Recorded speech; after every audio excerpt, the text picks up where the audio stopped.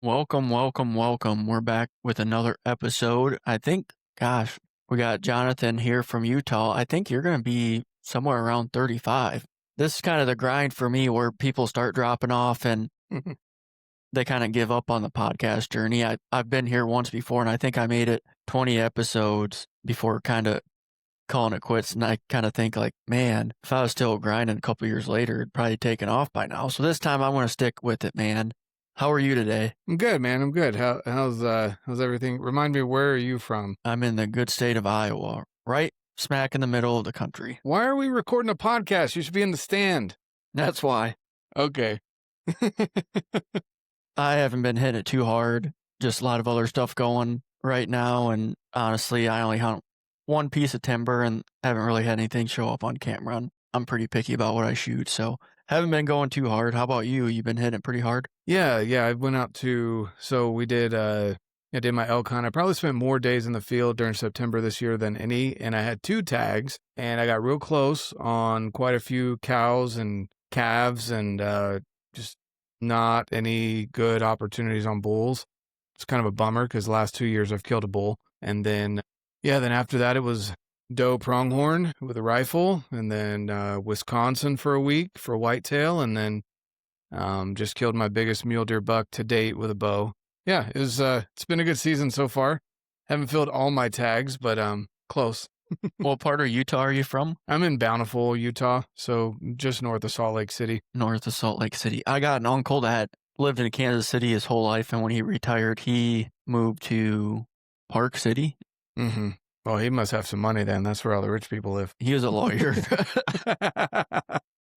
It's a beautiful spot. There's lots of elk. There's lots of big muleys. There's a good chunk of it is private, especially up there in Park City. But yeah, that's like a ski bum town. I don't think he's doing much skiing. He's a good dude. He was an attorney for a lot of years, and so I think he did pretty well for himself. And just kind of moved out in the middle of nowhere. That's awesome. Before we get started, why don't you go ahead and introduce yourself a little bit, share a little bit outside of hunting, what keeps you occupied, what you like doing. Yeah, this is where it's weird being on this side of the microphone. I like asking questions. I don't like talking about myself though. But essentially, I'm just another guy. I'm in my early 30s and got 5 kids. Live here in Utah. I'm from North Carolina originally. I went and served an LDS mission. For those that don't know what LDS is, Mormon mission down in Mexico for 2 years. As you can imagine, I stuck out like a sore thumb. I was constantly sunburnt, but I absolutely loved the people, loved the culture, loved learning the language and the food and everything else down there.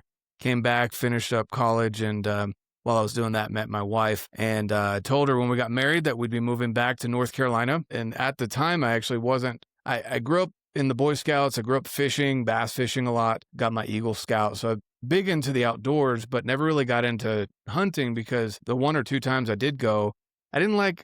Nothing against it, guys, so don't think I'm bashing on people. But for me personally, I didn't like sitting in a box blind with essentially 3 shooting lanes, corn, salt lick, and something else. Like, just to me, it wasn't hunting for me to sit there and shoot a rifle like that. And none of my family was into archery outside of what I did during Boy Scouts. So anyway, I told my wife we'd be moving back east. I was going to be a physical therapist. Let me finish up school, and I'd go open my practice, and big into lifting weights and wanting people to live happier, healthier, more successful lives. Well, met now one of my best friends at the time. I met him in our neighborhood, helping him move some stuff, saw a bunch of euros in his garage and said, "Did you kill all this stuff?" And he was like, "Yeah." I said, "So you hunt?" He was like, "Yeah." I said, "Can I go with you next time?" Because out here, again, going from North Carolina, which we've got beautiful Appalachian mountains out there, I absolutely love being outdoors. I'm very comfortable with that. But these mountains out here, these Rocky Mountains, are just a whole nother animal. And I didn't know how to even start looking at regulations for hunting or even just getting out there. Like, I enjoyed hiking, but I didn't know about any of the stuff that dealt with Western hunting. And so, long story short, fell in love with the mountains, got done with college. And my wife was like, she was like, "Are we moving? What are we doing?" And I said, "No, I'm good here. I love the public land out here. Less people, more land." Like I said, got into Western hunting, so that's kept me out here. Yeah, that's pretty much me. Just enjoy the outdoors, 5 kids, and I do have a 9 to 5, unfortunately. I would love to do this and pay the bills with it, but I'm not quite there yet. I'm not that cool. So you're Mormon? Yep. I'm always intrigued by some of the TikToks of like these college girls on Mormons, like talking about some of the, like, I don't want to get into it. Like, it just We can if intrigues you me. want, dude. Like the shaking the bed or what. Yeah. So it's funny because, I grew up in North Carolina. I was one of two Mormons. And for those that don't know, the full name of the church is the Church of Jesus Christ of Latter-day Saints. We don't worship Mormon.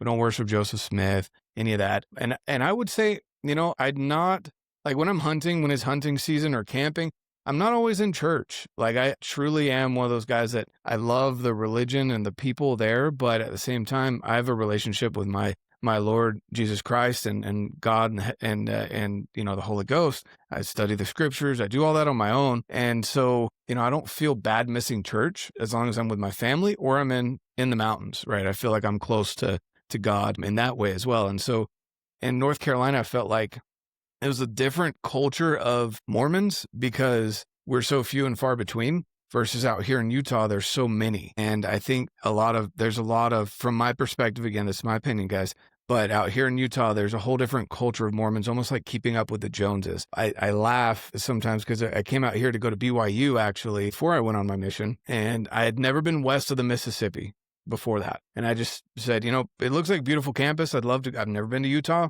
Seems like a great place. I'm going to go out there. And I got out here and I literally said, I was like, what in the Aryan race has happened here? Like everyone is blonde hair, blue eyed.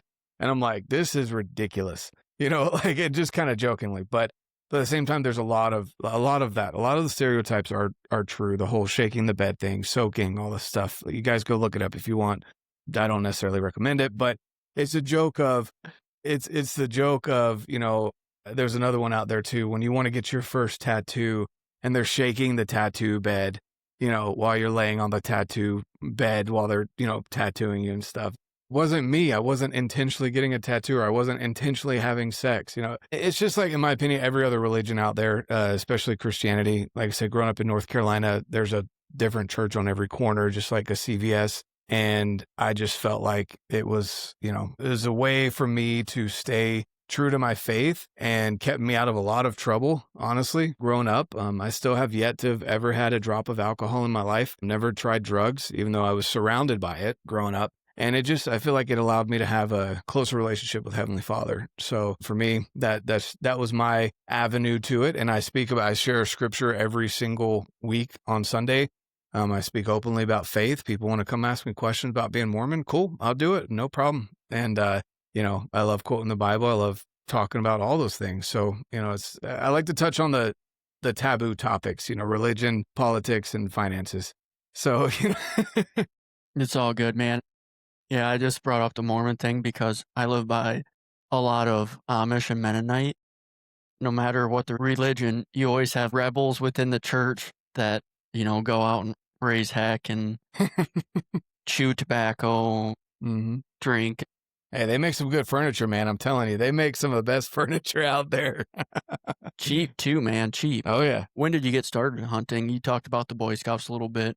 Yeah, so I grew up, again, in the Cub Scouts. I did all my stuff in Cub Scouts, Boy Scouts. Now, that was essentially a part of the youth program in the LDS church growing up. Since then, they've separated because the Boy Scouts started becoming just the Scouts. They started allowing girls. And I think essentially the church, and this is me, again, speaking for that, I think the church separated from that because they didn't want the liability of male leaders doing overnights with female Scout participants. Right. And that just, in my opinion, that just makes sense, right? Not to do that. That seems a little silly. But anyway, I grew up that way, got my Eagle Scout, was always into firearms, fishing, loved bass fishing out in North Carolina, sports growing up. And, a lot of my Scout leaders were Special Forces guys because I grew up outside of Fort Bragg. Anyone that knows anything about Fort Bragg understands what kind of Special Forces groups are there. Everything from Delta all the way down to, just regular Special Forces, Green Berets, all of that. And so I had a good mix of those guys. They were amazing people. And so I was constantly in the outdoors as much as I could. And then really getting into hunting, which is interesting. My great-grandfather, when I was born, I never remember meeting him. I think he died when I was 2 or 3. But when I was born, he bought me a lifetime hunting and fishing license for North Carolina. So he kind of had that foresight of hopefully I would be an outdoorsman one day. And coming out west, again, I met my buddy and he took me out. And this is something I tell people all the time, whether you are currently a hunter or you are interested in it, be open in discussing it with with whoever's around you. So if you see someone that might be interested and you're the hunter, invite them out. Like maybe they're scared to ask you.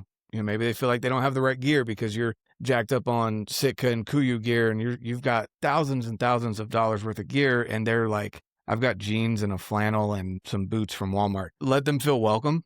And also I would say take them out understanding that you may not be successful that trip because you're trying to help someone get up a mountain or navigate the woods or whatever. And then vice versa. If you are interested in it and you see people that you're hanging out with that do hunt, ask questions. Like, don't feel dumb about asking questions and get into it, because that's really how I started. I bought a very cheap pair of binoculars. Like I said, I had jeans. I had maybe like a Realtree t-shirt that was probably mostly cotton, and maybe $100 backpack that I thought, because it had a waistband, it made sense, just like, and I started that way. And then what's cool is that I was with him when he harvested a couple animals as well. I started spotting animals that he didn't see. And so like it just slowly progressed to where, the first season I just shadowed him essentially. The next season I don't believe I drew. I don't think so. So I shadowed him again, and then I drew the next year, and I went out with him multiple times, didn't get anything. And then I went out one evening by myself and had this buck pop up within rifle range and dropped him. And then at that point I was like, I don't know what to do from here. so I had to call people, and I called him and I was like, hey, I'm up this mountain. Let me drop you a pin, because I genuinely don't even know how to tell you how to get here. Like, how old were you? So this point I was married at, I was, man, how long ago was that? I don't know. I was probably in my, I think it was 24, maybe 24, 25. So you had Onyx back then? I didn't know what Onyx was, to be honest with you. What do you mean drop a pin? So Apple Maps.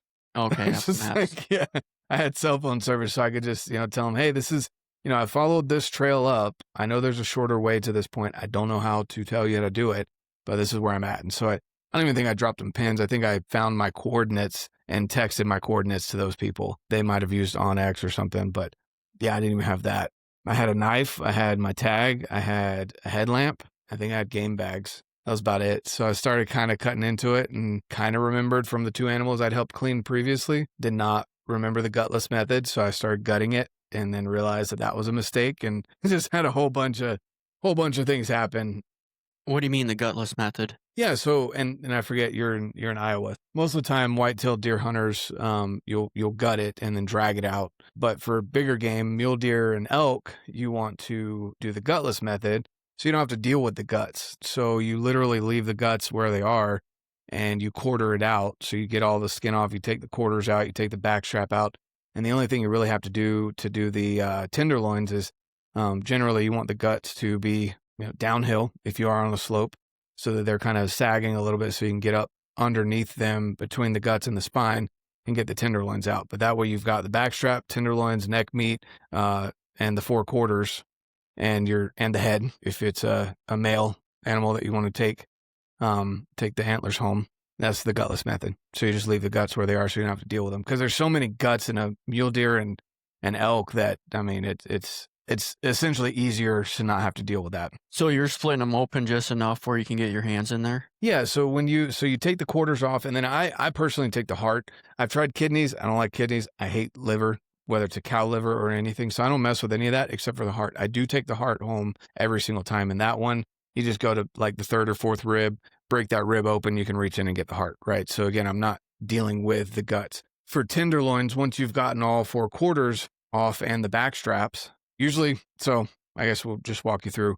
If it's we'll just say an elk, it's generally going to be laying on one side or the other when it dies. And so you just go ahead and skin off that one side, peel the skin back. I personally don't do shoulder mounts. I do a lot of Euros. I just like the look of them better. But if you're going to shoulder mount it, maybe you handle the hide differently. For me, I just skin the quarters. And so I take the front and the back quarter, put them in the game bags with the skin off, and then I take the back strap off of that side, and then I will roll the animal to the other side. So the other side still has the skin and the 2 quarters and the back strap. And so then I'll roll it over, trying to get the guts to be downhill from you, so the belly's sagging right away from the spine. And then I do the same thing, neck meat, front and back quarter, back strap, and all of that's in the bag at this point.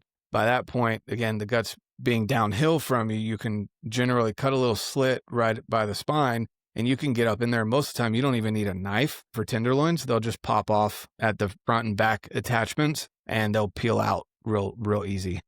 So you're coming in from the top. Yeah, so between the spine and the guts, I should get my hand in there, and usually on the back rib, you can feel that tenderloin up in there pretty easy. This is interesting. I don't know if I've never thought about it. So you're basically taking the hide off just enough to get the meat you want. So essentially, when you're done around the midsection, all that hide's still attached pretty much? Yeah, unless you want to take the rib meat, most of the time there's not enough there. Or you're having to deal with so much fat anyway that I don't usually deal with it. Like I said, usually I'll take the third, it's usually third or fourth rib, go to the bottom where the rib attaches to the bottom of the rib. And there's a little joint there. You just pop your knife in there, pop that joint, and then I just break the rib back up towards the spine. And that gives you a big enough hole to go in and grab the heart if that's something I recommend people get the heart. I feel like it's the least gamey of all the organs. So when you shoot a elk, for example, we'll just go with the cow elk. How many pounds of meat are you carrying out? Cow elk, if it's a good mature cow elk, I mean, I don't debone it. Some people debone it. I don't, because I like to have that structure while I'm carrying the meat out or packing the meat out. I mean, I've had everything from, and I'm no expert on this, guys, so don't, if you've got more or less, that's cool. But I'd say a couple 100 pounds with the legs still, or the meat still attached to the bone, probably a couple 100 pounds on a cow. Are you getting this out in one trip? If you've got multiple people, yeah. If not, you're taking multiple trips, yeah. No, I'm talking one person. Then no, definitely not. Yeah, the most I've ever done is a half an elk at a time, and me and my buddy split it, and that was a smaller bull. It was not easy. I think we both weighed our packs at close to 200 pounds when we got back. Yeah. Couple mile trek with that. Yeah. A couple miles to the 4-wheeler. And then after that, it was, it was not, I mean, it was easy after that kind of, because we had the 4-wheeler. Do you think that persuades a lot of people to not hunt out west? I hope it doesn't, because that's what we train for, right? You should be anyway.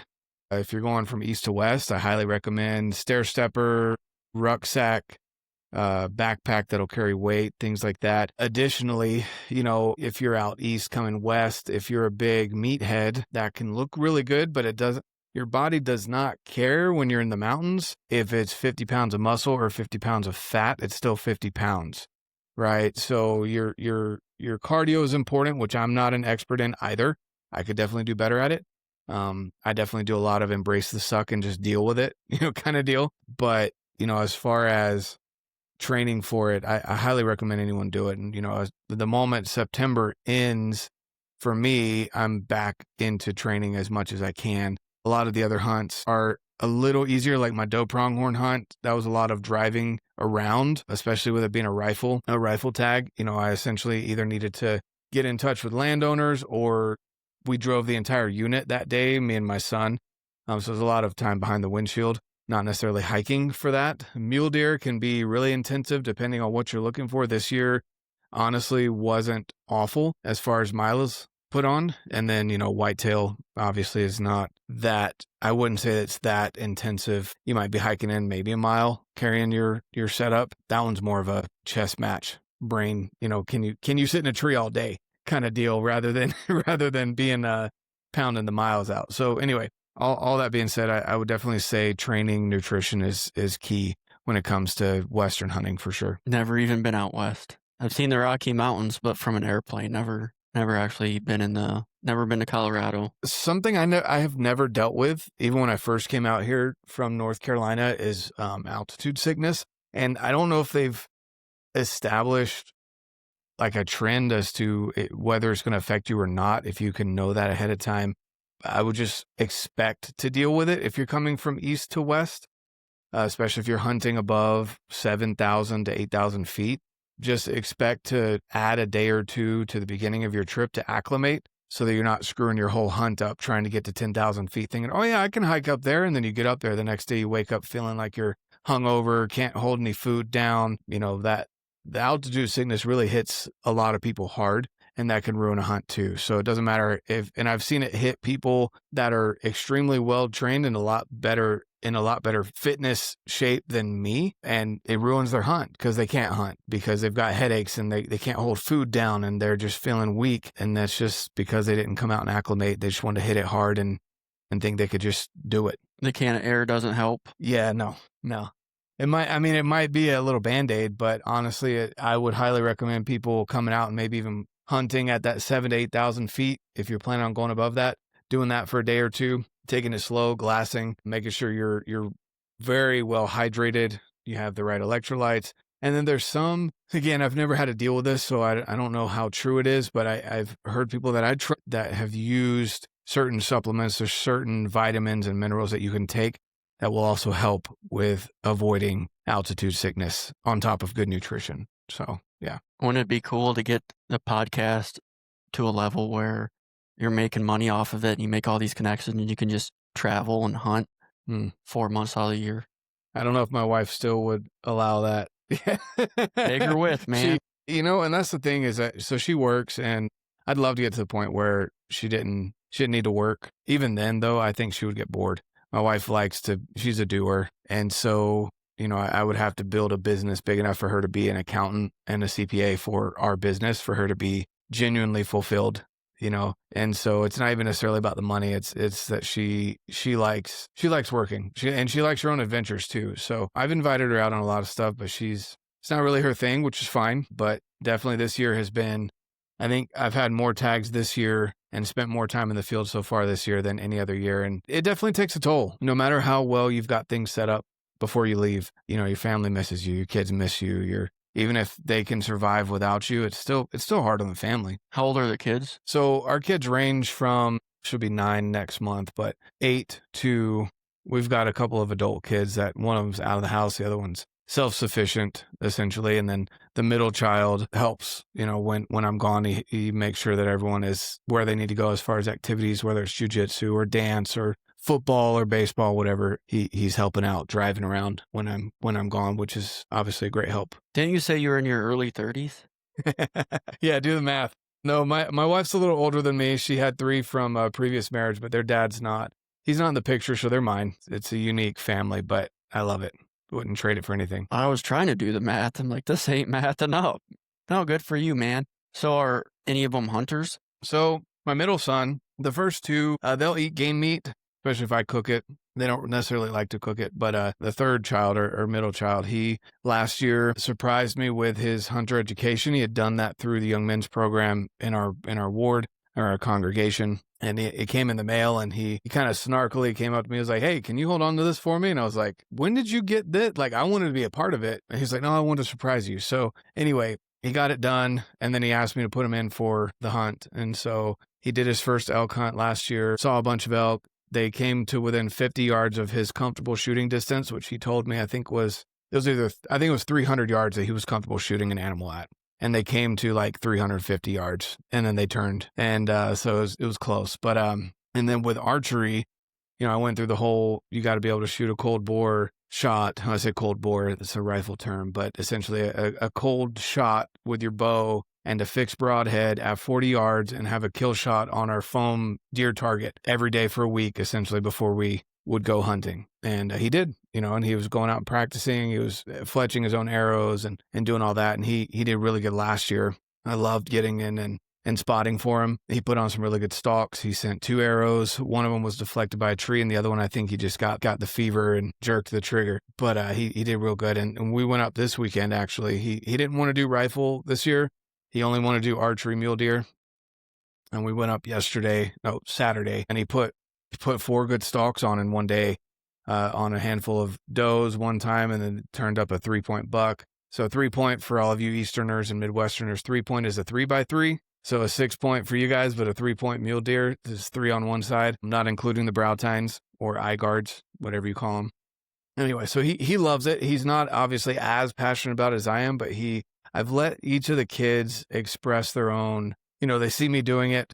They've eaten the meat. I've had them help me clean animals before. Some of them I've had them help me pack out animals. The younger 3, so the middle child and then the younger 2, have all expressed interest, and My youngest son turned 11 last month. He'll be 12 next year, which is old enough to hunt in Utah. So I'm getting him dialed in with a rifle, had him shooting out to 300 yards, hitting a 10-inch plate at 300 yards, so he's doing really good getting ready for his hunt next year that I'm hoping to get a tag for him. How does the tag system work? Are you having to draw for in-state tags? Depends on what they are. So like archery, late season mule deer, there's a very specific area that you can hunt that is pretty much over the counter. I mean, you technically have to put in for it, but they had so many leftover tags this year, it was essentially over the counter. Elk is over the counter. Unless you want a premium unit, then that is it's called limited entry or LE unit. And that can take quite a few years to draw, depending on the unit you're trying to go for. Obviously, bigger opportunities for bigger elk, if that's what you're after. And then like the doe pronghorn, I think took me 4 years to draw that tag. There's a good mix. The youth generally get a better opportunity. They like to provide that to the youth, which is nice. 4 years to draw a doe pronghorn, huh? Yeah, and that was when I told people the unit that I had and that it only took me 4 years, they were shocked. Like some people are putting in 7, 8 years. Is it just the low number of pronghorns in the area? What's going on there? I guess. I mean, I'm not a pronghorn expert, but I would assume so. I'm still, I mean, late season archery, mule deer. Obviously, look up your regulations, guys. Don't take me for what I'm saying here as gospel, but you can get a doe or a buck with late season archery mule deer. It's considered a buck tag, but it's really an any sex tag. If I wanted a specific antlerless tag, I mean, I think I've got 4 or 5 points there, which a point equals a year essentially of putting in that I haven't drawn that tag, which surprises me because the unit I'm putting in for, I mean, there's so many does I could glass them up from my window right here and see does. There's so many of them. So I don't know all the whole biology behind it and what they've got going there, but it's definitely less. It's not like whitetails where, at least the places where I've gone hunting, you can get multiple does and at least 1 buck. Some states are a 2-buck state, and those are all over the counter kind of deal. Utah is definitely not. And most Western states aren't like that. Most of the time it's at least 1 or 2 years to draw. Maybe I missed this. So it took you, 4 years for a pronghorn doe? Is it harder to get a buck tag? Yeah, so there are no buck pronghorn tags that are over the counter. Those are all considered limited entry. And the way Utah works is you can only apply for 1 limited entry animal at a time. And that limited entry would be limited entry mule deer, limited entry elk, or limited entry pronghorn buck. And then once you draw that, so for me, I've been putting in for elk. So all my points are in elk. And then you can put in for 1, I might be getting this wrong, but I'm pretty sure it's 1 once in a lifetime tag, which is bison, mountain goat, and moose. So you can only apply for 1 of those each year, and then you can apply for a limited entry each year. Once you draw a limited entry, so elk, for example, you can't even put in again for another, it's either 3 or 5 years. So then you start, applying for mule deer or buck pronghorn, and then you kind of do all that. So there's a bunch of rigmarole that goes behind that, and it's a lot. I can see why people get, I don't even know all the stuff. I just know I go in, usually February, March timeframe, do as many as I can and apply for all the ones that I can, and that's pretty much it. Yeah. So limited entry, some of them take 4 years. Usually more.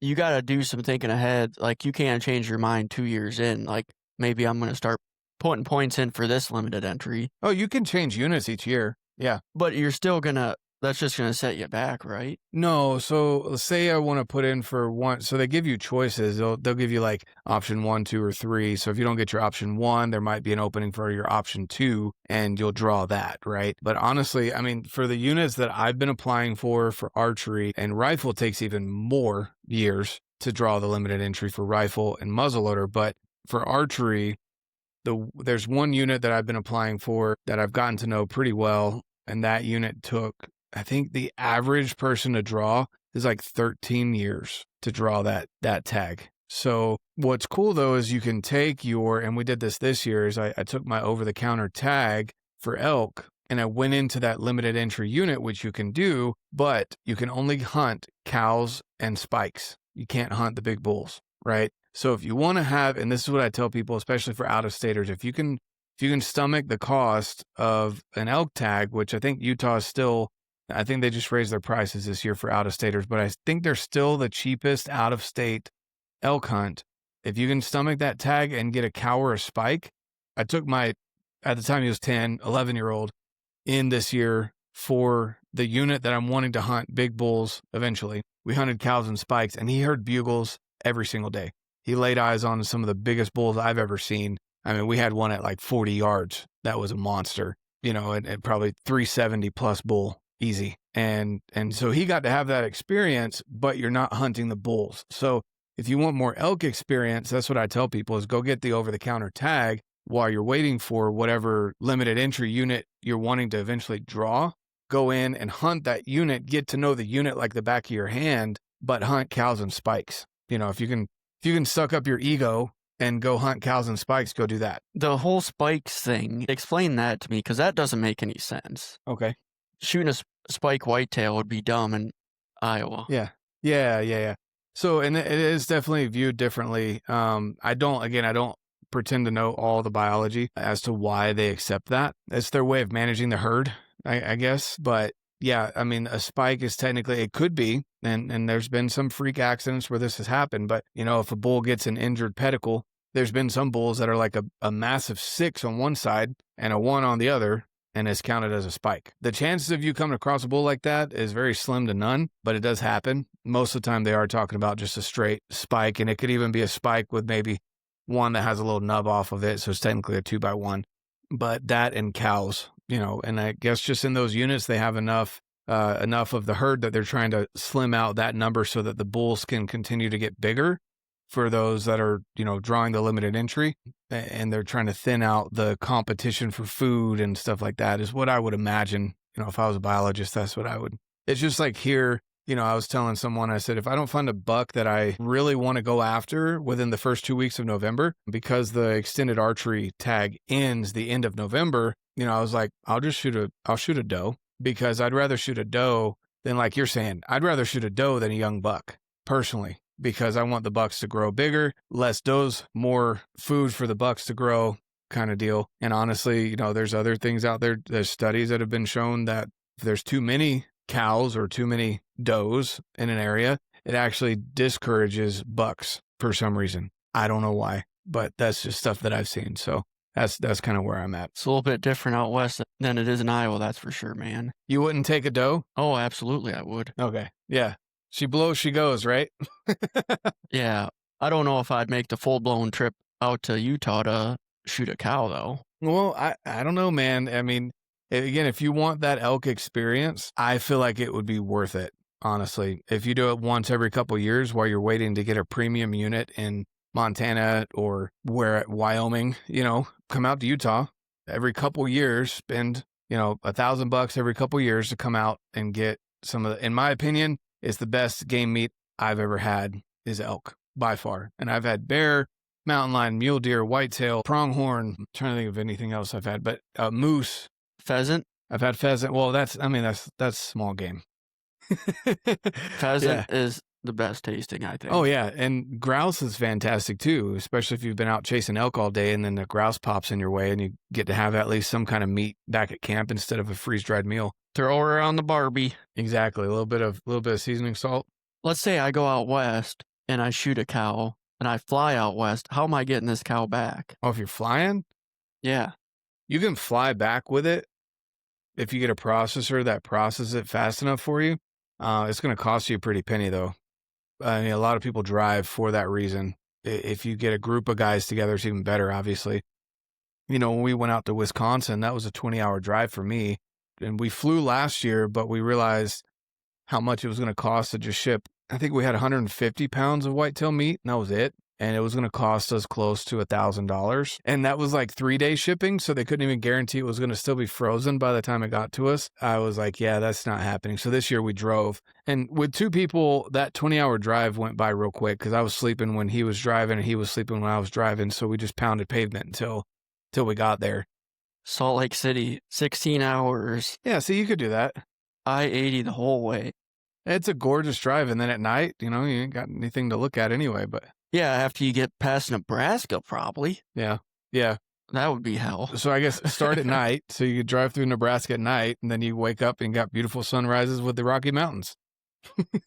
Yeah, that would be pretty fun to go out there and kill a couple elk. Yeah, and especially like I said, you get a group of guys together, and it may seem like a big expense, but again, dude, that's like for people that drink coffee or smoke or whatever other habit you may have. Zen is now the famous thing. Just cut out one coffee a day. You're well into being able to put that into a savings or whatever. Every couple years, come out and hunt cows until, again, you get that premium draw in Wyoming or Montana, or maybe there's a tag in Idaho you want, something like that. That's kind of what I would, if I lived out west or in the Midwest, that's what I would do. I haven't put my name in anywhere. Yeah. Probably need to start. There's some places in Montana that you can draw with 0 points. It's almost guaranteed draw with 0 points. Can get pretty complicated, honestly. I don't know all the rules in Montana, Wyoming. I haven't even looked, to be honest with you, because I don't have the time nor the funds to be able to go hunt elk in 5 different states, right? So, I do Utah usually. This year I went to Idaho. 2 years ago, I guess 3 years ago, I was in Colorado. That was with a group of guys that drove out from the Midwest. And it's definitely cheaper to go east and hunt whitetails. I think all in Wisconsin, I think with 2 doe tags, a buck tag, the license and everything, I think we're out the door like $250. Yeah, versus like $1,000 for a cow elk. It's definitely weigh your pros and cons. Just what you're looking to do. And there's nothing. And people, it's funny to me that people look down on whitetail hunters at all, because it is the most hunted big game in the United States. There's more plentiful numbers of them, more accessibility, and so many different ways you can hunt them. Saddle, tree stand, ladder stand, lock on, climbers, box blind, feeders. Like, it just depends. There's so many different ways, and it's cool to see. Like, my buddy just killed this freaky awesome whitetail buck in Missouri. That was, he looked like a skinwalker at night with how tall we called him Twin Towers, because his antlers went straight up and out. Like, he was a big old 8-point. He was probably like, I don't even know how tall. And then you find other bucks that are just super thick and mass and just beautiful antler. They've got some that are all trashy. Like, whitetails are cool, and they're just a whole different ball game. And it goes from 0 to 100 and back to 0 in 30 seconds. Like, for anyone that disses it, I'm like, go try it. You're not going to be out a lot of money. Just go try it. And I'm not talking about a Texas over the feeder hunt. I'm talking about Iowa, Wisconsin, Missouri. Go and pick a tree, sit in that tree all day, and you tell me it's not difficult. Yeah, whitetail, you're basically playing hide and go seek, waiting for them to come to you. Out west, I imagine it's a lot of chasing. Yep. Yeah, you get to spot them from a long distance. If you're a rifle hunter, dude, I'd have a lot more. I would have filled all my tags this year within the first couple days of the hunt if it was a rifle hunt. That's where it comes into rifle versus archery too. There's nothing wrong with either. It's just, what experience are you looking to have? Again, I shared something recently. Just being in a saddle, I had a buck walk on the wrong side of the tree that I was not set up for. And if I moved too quick, he was going to spot me, right? And he walked within 10 yards of me. And I had to get turned around in my saddle. And by the time I tried to stop him, he didn't listen worth a crap the first 2 times I marked at him. And then I finally screamed at him, and he stopped. And of course, he stopped right where it was only 35 yards, but he stopped right where I didn't have a good clean shooting lane. I hit a branch. Luckily, I got it on video, so I can't, people can't be like, oh yeah, you hit a branch. I'm like, no, that tree was shaking. You can see I hit the branch, but went right over his back. He was probably 130, 140s buck. Easy. It just happens, and I was heartbroken. But it's just a different, it's like comparing the Appalachian Mountains to the Rockies. You just can't. They're just 2 different. It's apples and oranges. And if you don't like oranges, you don't like oranges. It's just, that's cool. But don't diss someone that loves it. Either way. What about somebody who uses a crossbow? And with that, we're going to end the podcast. Trying to get some controversy, man. Yeah, I know, right? So, and this is the problem, is I don't like to pick fights over things that don't really matter. I wish they would have their own season, kind of like muzzleloader has their own season. I love muzzleloaders for what they are, but they're neither a rifle or a bow, because they're further distance than a rifle or than a bow, but you really shouldn't ethically be shooting it as far as you would shoot a rifle. I love that they have those different seasons, and I hope to draw another muzzleloader tag one day, because I love that season. Hopefully my kids will get into it too. It's fun. It's a different experience. It's not my favorite, but it's different and it's fun. crossbows, I will probably never have my kids shoot a crossbow, to be honest with you, just because I don't think it's true archery equipment, because you can shoot out way further than you should shoot a bow ethically. I think it's more within the range of a muzzle loader with open sights. I mean, I think that's personally very similar. I think there should be exceptions for people that are, there was a dude this year that killed a nice buck. He's like 90 something years old. Obviously his joints aren't going to be able to pull back 50, 60, 70 pounds worth of a vertical bow.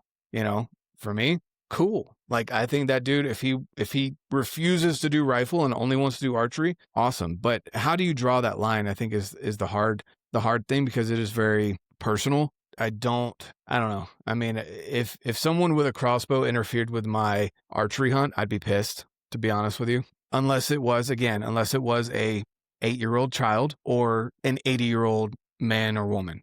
You know, like that's kind of where I stand on it personally. It should have its own season, or for the people that literally cannot pull a bow back ethically but want to hunt during archery season. And not because you're a weak person, but because you're physically incapable of doing it. I think Iowa does it right. There's no crossbows allowed unless you get a permit for one. So permit, disability, bad shoulder, and I'm okay with that. Yeah, I think that's a good way of handling it. My biggest thing would be, again, I personally think it should be pretty obvious. You know, 10 years or younger, probably not able to pull back a bow strong enough to be able to kill an animal. Or if you're older and you want to continue enjoying archery season and you refuse to pick up the rifle, same deal. You know, I think that should be respected. But yeah, people like 20s, 30s, 40s, maybe even in their 50s that are not able to pull back a vertical bow, go hit the gym, bro. Like, I'm sorry. Or go pick up a rifle. Outside of that, there are very few exceptions. Again, there's handicaps out there. There's people, cerebral palsy, things like that, you know, that maybe not able to pull back a bow. But for capable human beings, I think a crossbow should have its own season. Go shoot one of the other options. What do you suppose the lethal range is for a crossbow? I haven't even looked into it, to be honest with you, because at one point I thought I was going to do that for my kids. And I finally just said, you know what? I'm not doing that, because I want my kids to have good, clean, ethical kills for their first kills. And I feel like the best option is with a rifle until they're old enough to pull back enough poundage to kill an animal with a bow. That leaves my archery season for me until they're old enough to pull back a bow. And then I can dedicate rifle seasons to my kids. Sounds kind of selfish, bro. I know, right? No, but in all honesty, it's kind of not, because I get to extend my season. You know, because I get to do archery for me and then rifle for the kids until they want to join me during archery season. But yeah, my biggest thing is I don't want my kids to have bad experience. I don't want them to wound an animal. I'm sure one day it will happen, unfortunately, because it's happened for me, you know, and I'll walk them through that process of what that is when that happens. But yeah, you know, personally, I think, especially out west, a rifle is a much better option than a crossbow, or even a rifled shotgun, you know, a slug that's rifled or something like that, or a muzzleloader. Right. Those are all, there's so many other options other than a crossbow. And like I said, I have all those other options already in my safe. And so until they're ready to pick up a vertical bow, you know, I think they have plenty of other options they can use. What do you shoot for a bow? What brand? Yeah. Oh, I'm not brand loyal per se. Right now I shoot Hoyt. I shoot, you know, this year I'm going to test out a bunch of different bows as well. I'll probably be building a Prime this year, and maybe a Matthews. I don't know. Last time I shot a Matthews for a year, there was something about like, there was a great bow. It just didn't settle with me like my Hoyts. I've shot a PSE for a year. Great bow. I have not done Bowtechs. I don't like the way Bowtechs look. And honestly, I don't like the way the primes look in their aluminum bows. I know this is going to be weird, but they're the prime form and then their new prime that's coming out, kind of that hybrid look. I think it's pretty cool. It's unique and it's something different. So I like it. You sound like a snob like me. The only reason I shoot Matthews is because of the way like all the accessories just fit it so perfect and look so sleek. Well, I don't know if you can see. I mean, that's the bow right there. It's pretty blurry. Yeah, it's the RX9 Ultra. That's my favorite bow this year. But I have an RX8 that I'll use for whitetails until I find something with a short axle to axle, you know, that 30-inch range. That will replace it. But until then, like, could be 10 years from now, I'll still have that RX8. I'll just replace the strings and cables on it. Why do you want such a short axle for whitetail? I just like the angle of it when you're up in a tree, because when you've got saddle, you know, you've got the bridge from the saddle coming up you've got things that can interfere with a wider string angle. And with it being shorter distances that I'm shooting, 50 yards and in at the most. If I'm in a tree, it's probably 35 yards and in. I don't need that super crazy stability of a front and a back bar, longer axle to axle. Like I don't need that in a whitetail bow. So, and I shoot 70 pounds with that shorter axle to axle because honestly, it's nicer to pull back 70 pounds when you're sitting in a cold tree stand. Out west, like you're hiking around a lot, you're all amped up, you got the blood flowing, 80 pounds feels like nothing, right? But when you're sitting stiff in a tree and you're trying to draw back, and that's the other thing too, is drawing back as smooth as possible. I could draw an 80-pound bow back real slow, but I'd rather draw a 70-pound bow back slow. See, I shot a 29-inch axle for a couple years, and that's what I was going to go with when I upgraded.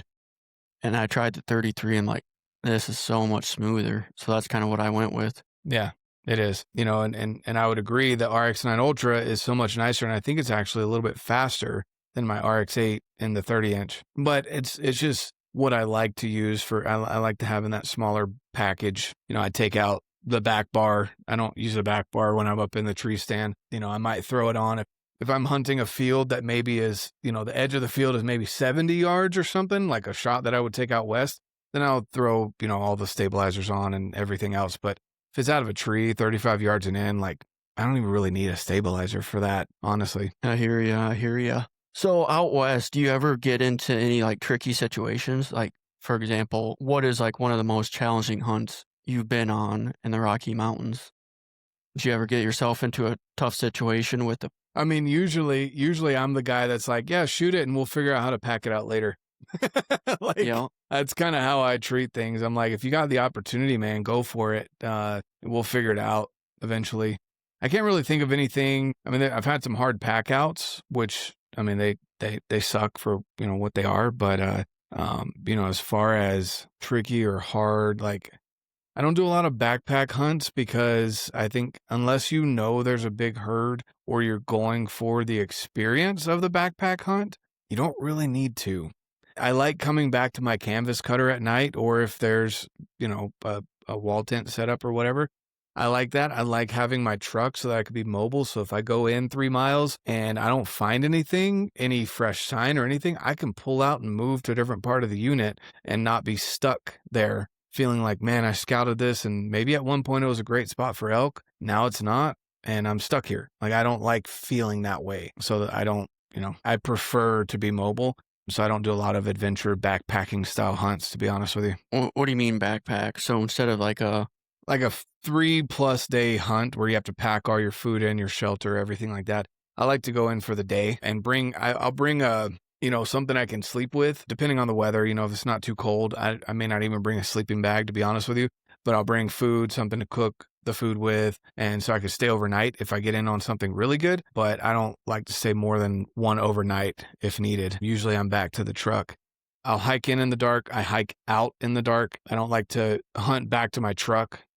Nothing against people that do that, but I like to spend as much time as possible up there. And, once it's dark, I'll hike back. If you're scared of the dark, again, I think that's something that a lot of people don't talk about, is being scared of the dark. I think as grown men, everybody is. Yeah, especially as grown men, you don't want to, oh man, I'm scared of the dark. Dude, the trees look different, the bushes look different, everything looks different. Every single noise you hear makes you flinch. Yeah. Like, shut up. Everybody gets nervous. Exactly. So I kind of broke myself of that by making myself hike out in the dark. I don't even turn my headlamp on. If there's a full moon, I'm like, all right, just deal with it, dude. And I'll hike out in the dark. It's so much easier walking in the morning when it's dark versus walking out. Yep. Now, I don't know if it's you're still half asleep so you don't care, or when I was younger, I used to sit there with like 20 minutes left and like start psyching myself out like I gotta walk out of this tree stand. I don't know what it is. I always thought it doesn't bother me as much in the morning. Yeah, exactly. No, I hear you. It's, and I think my biggest concern now is when I hike in the dark, I'm worried about bumping things and I can't shoot them because it's dark. Like I don't get scared anymore. It's more of I'm going to bump something that I can't shoot, and that gets frustrating.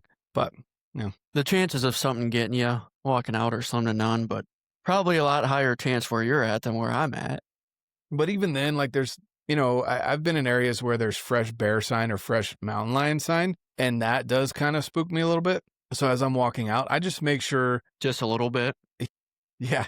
I mean, I've got a pistol on me, but at the same time, like, I'm more concerned with them thinking I'm an animal that they can hunt rather than, or me scaring them, right? Like walking up on a mom with some cubs, right? That concerns me more than them actually hunting me. And so as I'm walking out, if I am concerned because there's fresh sign around, I'll go through kind of my recap of my day out loud while I'm hiking. So I'll walk out and kind of talk to myself, not having a conversation, but just like, all right, well, you dummy, you blew this elk out. Just kind of making human sounds on my way out, or even playing some music on the way out. Not blaring it to where all the woods can hear you, but something that's close enough that may think you're an animal, can understand that you're not. That's my way of dealing with it. If that's only when there's fresh sign of a bear or a mountain lion around, and I'm genuinely a little concerned that they might think I'm a huntable thing. You just don't want to catch them on the wrong day, I'm sure. Never had any run-ins when making 2 trips to pack out meat, came back and there's a bear. No, I haven't had that issue. There was one time in Colorado, I wish we'd had that issue because then we could have shot the bear because we had a bear tag. No, I haven't. Because usually we pack it out, or if I leave the animal overnight, the most I'm concerned about is coyotes. I still haven't had any coyotes get on animals that I've left overnight. Cross my fingers on that. That doesn't happen in the future, but yeah, I haven't had that issue personally, no. I suppose it's probably just such a big area. The chances of them coming across it, probably pretty slim. Exactly. Yeah, and I mean, there are coyotes. Again, the bears usually take, from people that are more experienced than me, they'll say, 2 to 3 days to pick up on a carcass unless it's just overwhelmingly amount of bears. And then mountain lions like fresh kills, and they like to kill. They don't like to go, they're not scavengers like bears and coyotes are. Yeah, it's a little bit different game out there than it is where I'm at. Yeah. Do you have pretty good success rate out where you're at? Yeah, I mean, it depends on, again, what you're hunting. Are you being choosy, like you were saying, of more mature animals, or are you out for filling a tag? Because you can fill a tag pretty easily. Sorry, I don't want to say easy. There's enough that you could fill a tag. Like, I could have filled both of my elk tags with cows easy. I mean, I had a cow multiple times come into 10 yards on me. I had a calf stop at 5 feet from me that I could have shot, but that's not what I was after. So yeah, I could have had all my tags filled. My wife probably would have appreciated that as well. Wrap up season a little bit sooner. Exactly. It just depends on what you're looking for. Bigger, more mature animals, or to fill a tag. So leading into season, are you doing a lot of scouting, or are you hunting some of the same areas year after year? Again, it depends on, like, the doe pronghorn. I had never been to that part of Utah before, honestly. I just saw that the odds were high. We scouted all of I don't even say scouted. I put my rifle in, knew the dope on my rifle, and took my son up and drove to where it was and drove the entire unit. I mean, I downloaded it all on X in case there wasn't service, but it's just, there's certain areas where you're like, there's going to be pronghorn there because it's open fields, agriculture, it's their habitat. And there was plenty of pronghorn up there. Problem was they were all on private. So I had to I spent most of the day while we were driving trying to get a hold of landowners so I could, shoot a pronghorn out on their field. And I luckily did get a hold of one right before a storm blew in, and I was able to harvest that doe pronghorn. But mule deer, late season archery, that's pretty much, that is the same unit every single year. So I kind of know where the deer like to hang out. And if there's going to be a big buck in that area, they'll show up within the first couple weeks to pick up some does. And if not, I can pattern the does pretty easily and pick up a doe. Elk depends on the human pressure where I end up going. Sometimes I use the human pressure to push the elk to me, and sometimes I just leave that area because there's too many people. Yeah. I don't do a lot of boots on the ground scouting, to be honest with you. It's more e-scouting than anything. And most of the stuff you're hunting is public? Yeah. I'm trying to think of the last time I hunted private. I think the only thing I've killed on private land outside of whitetail is that doe pronghorn. Really? Yep. Mm-hmm. Yep, it's all been public. Then do you have to deal with a lot of other hunters on all this public? With so much land, for the late season archery, there's a lot of hunters combined into one area because it is a condensed area. But as far as elk, I mean, yes and no. But again, you might see a lot of people at the trailhead, but I don't always use the trailheads. Like I'll stop before you get to the trailhead and head into an area from not a trailhead, because everyone goes to the trailhead and starts from there. I think that's a lot of people's mistakes, or maybe just something that they prefer to do. I don't know, but I've had a lot of success of going not to the trailhead and hiking in from there. Yeah, that makes sense. I guess it's probably just something I'd need to see to understand, because in Iowa, there's a couple 100-acre public pieces, whereas you're probably talking, what, 10,000 acres? No, I don't even know how many acres. It's to the point where, like, when we went to Wisconsin to whitetail hunt, my buddy from Idaho and I drove out. He shot a buck one of the nights, and we're so used to being able to not being concerned with boundaries of private land, because we don't hunt private land boundaries. We hunt in vast amount of public, that if you bump an animal, you're not worried about it going onto someone's land and not being able to recover it. You're more worried about bumping it for the sake of your track job is going to be longer, but eventually you will get on that animal. He lost that buck because the neighbor is a dipshit pretty much and refused to allow anyone on his land. And so, the buck was bleeding real good, but because I think it was a number of factors. One, he was really excited, and honestly, where his arrow went through the buck, there was so much blood there. You would think the buck had died sooner, but it went over, I don't know, over 400 yards. And I think it just kept getting pushed because he got out of the stand and started tracking it so soon, that it went over on this other dude's property, and that dude's just a jerk and refused to let anyone on his land, even though we could prove where the arrow was, the blood trail going across the train tracks into this guy's property. He didn't care. So did you work with, I don't know what the state law in Wisconsin is. In Iowa, you have free game to track a deer as long as Wisconsin's not that way. You don't carry a weapon. Yeah, and it's not that way in Wisconsin. I don't know to the letter of the law, but I do know that this guy, he was very confrontational and didn't care who you were. This was his land. Stay off it, period. Didn't matter. Meth labs. I don't know about that. He's just one of those just jerks. He's one of those guys. What's his is his, very possessive, Yeah. So, and it didn't even seem like he's got other people, because the way the land was set up, it's not that he would have other people wounding deer and going on his land before or having bad experiences. He just didn't want to deal with people, essentially. Doesn't enjoy life. Yeah. He's got tree stands set up on his boundaries. He's got cameras all over the place on his boundaries, just making sure, that people aren't going on his land. So he's one of those guys. It is what it is. He's a hunter. Oh, 100%. Yeah, he's a hunter. So he probably found that deer and got a Euro mount. And I know for a fact he puts out corn and mineral when you're not supposed to. Maybe that's why he didn't want you on there. Oh, yeah. Yeah, he doesn't want people on there because of multiple reasons. Again, I'm inferring here. We'll just say that we know some people with helicopters that if we have a bad experience with them again, might do some flyovers and report some corn to the DNR. Do you go back to that same area often? Yeah, so there's a 80-acre private plot that we essentially have built camp on. My buddy's dad owns that property. The last 2 years, we've slowly built this camp up, and we'll continue doing so. But it butts up to a crap ton of public land. So they own the right to the easement to get back there, and then the 80 acres, and then that, like I said, that butts up to a lot of public land. And so it's a pretty sweet spot, honestly. Other than that stupid neighbor, it's a pretty awesome spot to go up. And like I said, we saw. I could have killed both does and a buck within the first day. It just wasn't the quality of bucks that we were looking for. Again, it's not all private, so we can't guarantee that these bucks are going to last through rifle season.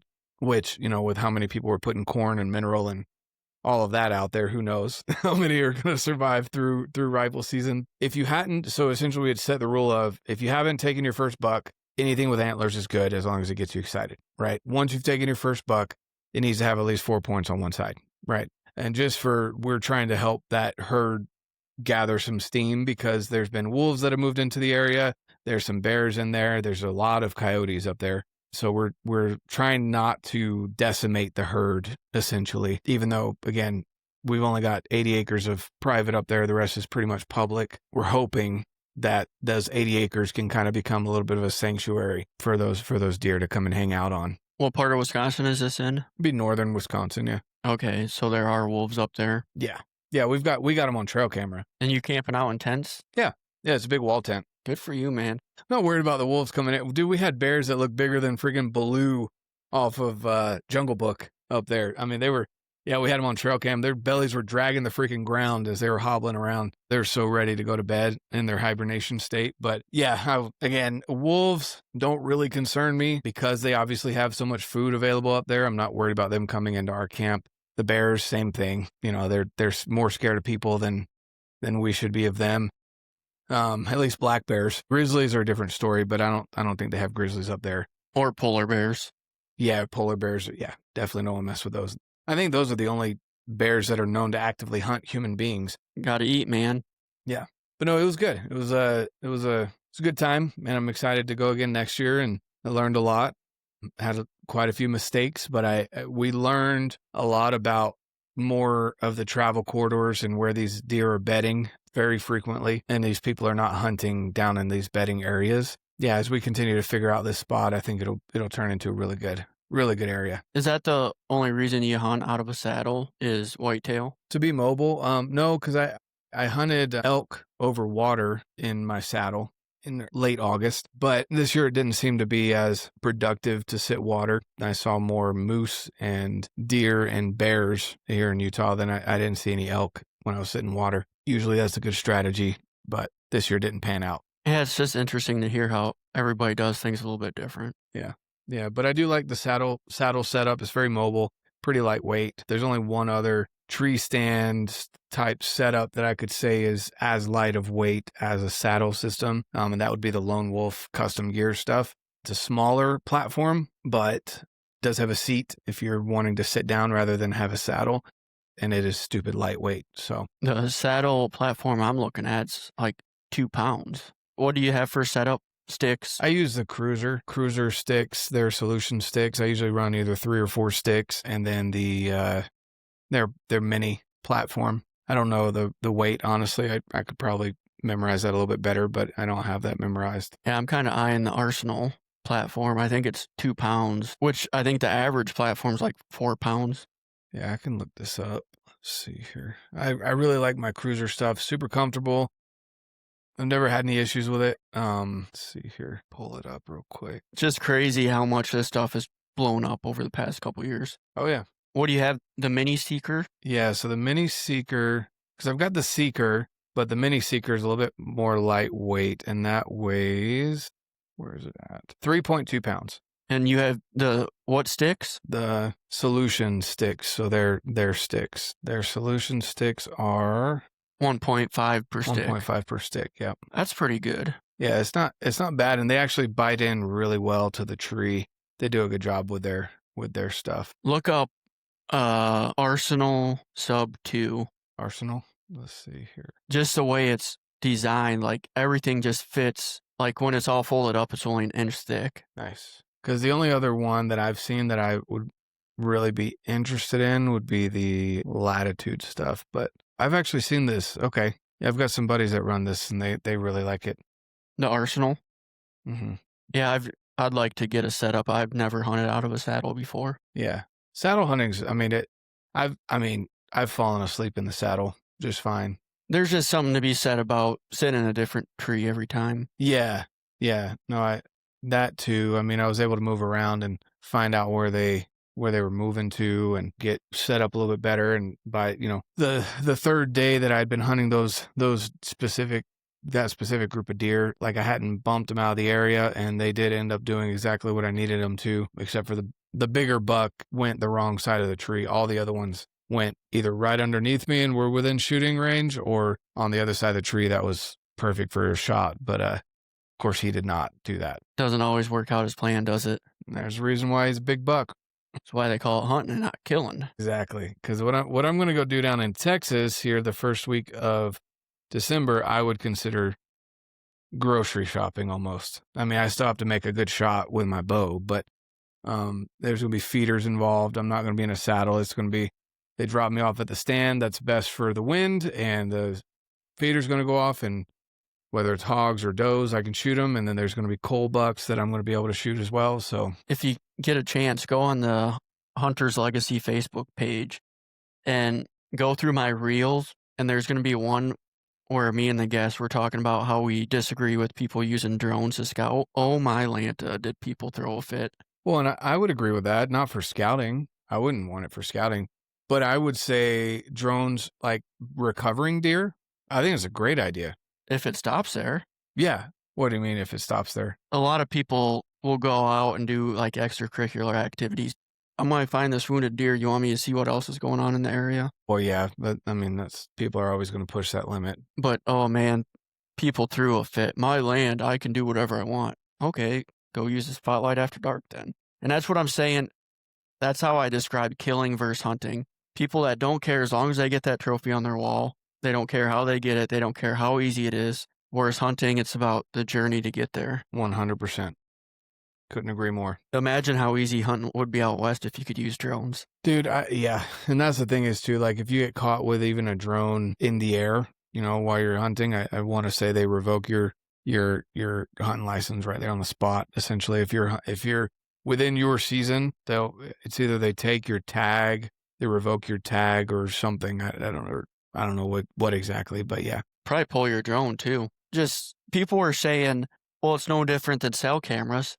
Like, BS. You take cameras out west, I'll take a drone, we'll see who has more luck. Well, and that's the thing is, I had 7 trail cams set up where I was elk hunting in Idaho. Did I kill one? No. No, I did not. And that's the thing is, so Utah recently in the last couple of years, I was just getting into trail cam stuff, and they were like, all right, you got to take them down now the last day of July. And then you can't put them back up until January 1. Okay, so I get to see where they winter and summer. And so that's real frustrating because a bunch of people in the city think you can teleport to your cell cams. Like, especially out here, dude, like if you get a picture, guess what? You're probably not going to make it up to your trail camera by the time they leave, right? Like, it's just not, it doesn't make sense. And even in Wisconsin, dude, I had trail cams set up. The one day I didn't do an all-day sit because we had some people come in we had a bunch of people come to this camp that I don't get to see except for once a year. And so, if action's slow, I wanted to pull out and have lunch with them around camp because they hadn't seen much either. So they were back at camp. I was probably 1,000 yards outside of camp, if that. And I pull out, it was like 11 or I think it was 11 o'clock, right? So middle of the day, right? And I was planning on being back out there at like 2. And pull out, go to camp, left all my stuff in the tree, came back to camp. As I was eating lunch at 12 o'clock, I had a shooter buck, walk right past my camera, right where I was sitting. That buck was less than 1,000 yards away from me. I still didn't kill that buck because he was cruising. And then not 15 minutes later, 5 does walked right past that camera. Guess who didn't kill that doe? Me. It's like, it gave us the advantage of knowing, because we did have more trail cameras set up this year than the previous year. It let us know when the movement was happening and what areas. But you still have to pick the right tree. You still have to play the wind. You still have to, like in this case, they hadn't moved all morning in that area like they had been the previous days. They chose middle of the day for some reason. It's just what it is. The buck I killed last year, late muzzleloader, I was done hunting because this buck wasn't living anywhere close. Like, he was crossing the road, then he would come in after dark to where I could hunt. So I had kind of given up. Didn't want to take any more time off work. Well, I got a picture of him at like 8 a.m. on my side. So I'm like, boss, sorry, I'm going to hunt one more time. And I killed him that night. That's the kind of stuff that, even though I do it, I think is what some of those states are trying to eliminate. Yeah, but he could have gone anywhere, dude. Like that, and that's the thing. You got lucky that he stayed in that area and didn't go somewhere else after you'd seen him on that camera. And that's where I'm like, he still had the opportunity to have avoided you that evening. Correct. But I feel like if it gives you an advantage to say where you're going to, like, I won't say real time where you're going to sit, but like if you can get a picture and on your way out to the tree stand and decide where you're going to sit, I think it wouldn't say an unfair advantage, but it definitely gives you an advantage. But then you go down the slippery slope of, okay, well then why are we even using anything other than a spear? That's everybody's arguments on the drones, man. it's like, so what, at what point do you draw the line with technology? And I think It's got to be drawn somewhere. yeah, exactly. Exactly. And I agree with that to some extent. But again, the whole trail cam thing for me, cell cameras, again, you still had to pick the tree. You had to find out what path he was going to take. He could have taken one of many other paths that I'm sure are going through your property.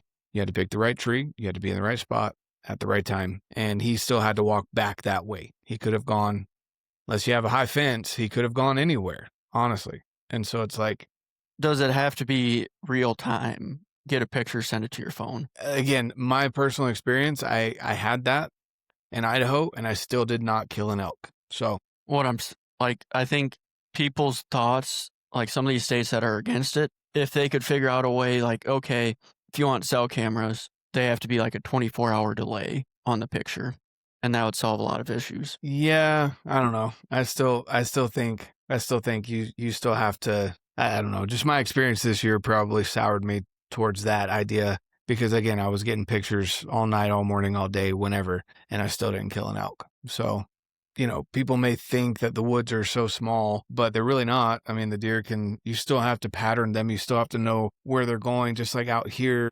Again, I literally saw elk, I mean, within rifle range of me, and they still disappeared. They Houdini'd me multiple times. I saw them on camera. I saw them in my binoculars. And so it's just, I don't know. I don't think, now if I had a drone following them to their bedding, so I knew exactly where they were bedding, yeah, I probably would have dove off of multiple sides of the mountain that I didn't want to take a chance on, not knowing that they were there. So I think that drone footage being right, if you put a trail cam out, the cell cam, you still have to go put in the work of putting those cell cams out, and they're generally passing through unless you have a cell cam in their bedding area. Yeah, I like cell cameras. I could just make the argument putting a 24-hour delay, but when you try arguing that drones and cell cameras are the same, that is the biggest crock of shit I've ever heard. Yep, I agree.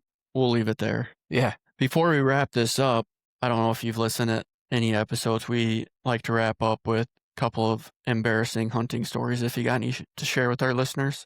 Embarrassing hunting stories. Everybody's got them, man. Don't lie to me. No, I just don't have one off the top of my head. Dude, I don't have any off the top of my head. I guess the most embarrassing thing that happened to me this year is I fell because I didn't attach the stick good enough on my climb up. Really? So on my third stick up, I actually slid down the tree, gouging, like ripping my pants and gouging just above my manhood, and almost having to go get stitches in the middle of the woods because I was trying to use a saddle over water for elk, and I just was in too much of a rush to get up the tree. And I was climbing an aspen tree, so there's not a lot of grippiness to it. It's very slick bark. And so I just hadn't taken the time to make sure that the sticks were secure. And yeah, I'll have that scar for the rest of my life. How'd you know it was an aspen tree? What do you mean? You've never seen that video? That was like, oh, because it is. Because the way it is. Yeah, I think that's pretty neat. Yeah, it's pretty neat. That's pretty neat. I think that was the aspen tree he was talking about in that video. And you could share that story on social media, and people would be like, "Oh, you're an idiot for letting that happen." Like, I had a muzzleloader blow up in my hand. And that's what everybody said. Like, shit happens, man. Okay, muzzleloader. There we go. That's a good embarrassing story. The only time I've ever hunted muzzleloader, I had a muzzleloader mule deer tag. And I shot it to sight it in, but I wasn't super familiar with it. So I treated it like any other weapon that I would be unfamiliar with. And I did not have it loaded while I was hiking around. And so I'm sitting there, and I had kind of patterned these smaller, they weren't anything huge. Otherwise that would have been a real heartbreak. But the smaller 3-point came out right where I thought he would, about 70 yards. I mean, within bow range even. And I was sitting squatted in this kind of mahogany or whatever, just the scrub oak, essentially. You can only see my head sticking out of the top of this. And this buck starts to come out, and I'm like, oh, perfect. And so I put my 2 pellets of smokeless, powder down, and put the bullet down. And then I pull out the ramrod, and dude, this thing was squeaky as all heck. And this buck is sitting there staring at this stupid bush making a squeaking noise as I've got this ramrod coming out. And then I just, I'm like trying to like push it down as hard as I can. And this buck was literally, he stared at me this whole time. I'm like, I might actually have a shot at killing this deer. This is a stupid deer. So I made sure it was pushed down all the way. And then, have to put the primer in, close the breech or whatever it's called, and cocked it back. And as soon as I shouldered that muzzleloader, the deer ran off. Oh, he was just messing with you. He knew what was going on. And I called my buddy. I'm like, this muzzleloader is so stupid. I don't know how people do that. He was like, what are you talking about? And I explained it to him. I was like, dude, you can load it. Just don't put a primer in it. And I was like, oh, that makes sense.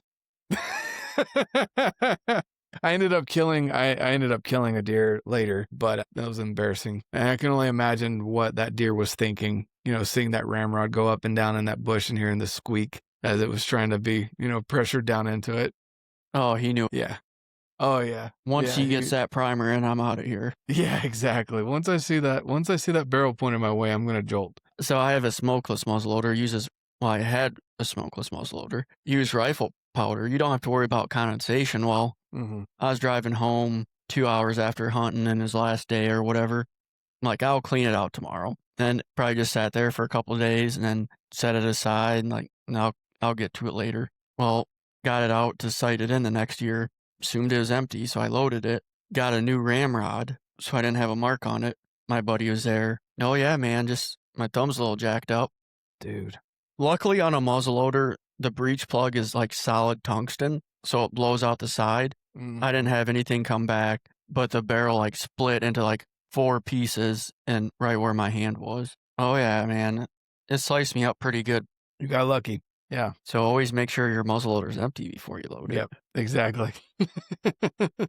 All right, buddy. Well, I better let you go so you can go. You said you got to pick up your daughter. Yep. All right, man. It's good visiting with you. Yeah, for sure. Good luck out there in Iowa. Hopefully you have something come through your patch of timber. Me too. All right. See you, buddy.